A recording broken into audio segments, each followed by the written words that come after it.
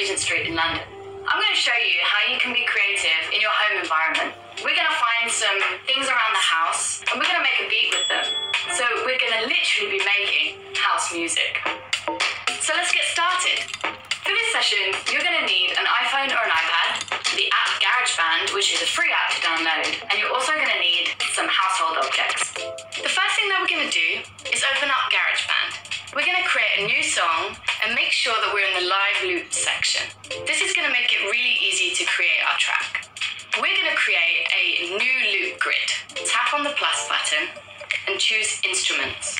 GarageBand has loads of instruments that you can choose from. We're going to choose the keyboard and make sure that we're on the sampler. The sampler is a simple way to record everyday sounds and transform them into musical instruments. The first thing that we're going to do to build up our beat is find a low, punchy sound. This is going to be our kick drum sound.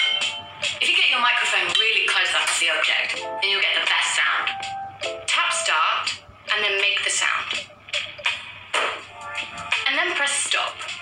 Use these yellow handles to select the part of the sound that you want, and use the keys on the keyboard to trigger it.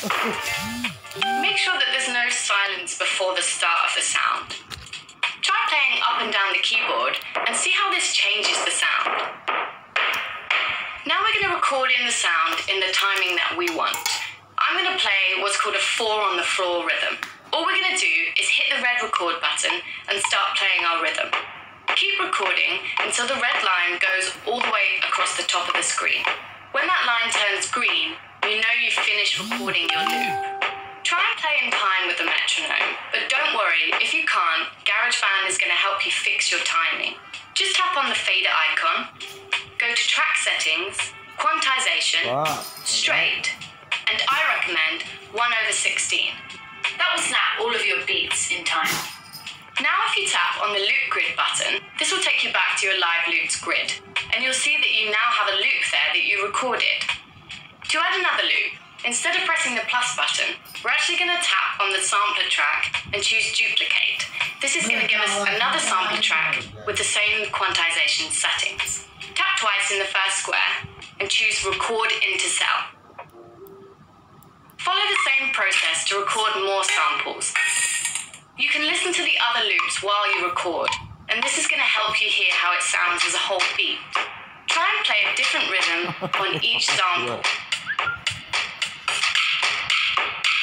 While you're in the live loops grid, you can tap on a sample and go to the fader icon. This allows you to play around with things like individual volume, compressor, EQ, reverb.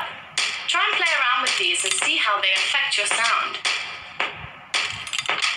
The next thing that we're going to do is add a loop to our beat. Tap on the loop icon to bring up the loop library. You can filter your loops by instrument, genre, or descriptors. Have a listen to the different loops, and when you find one you like, tap and hold your finger on it and drag it to an empty square at the bottom of the loop grid. Now you have your beat and your loops, it's time to record the project as a whole.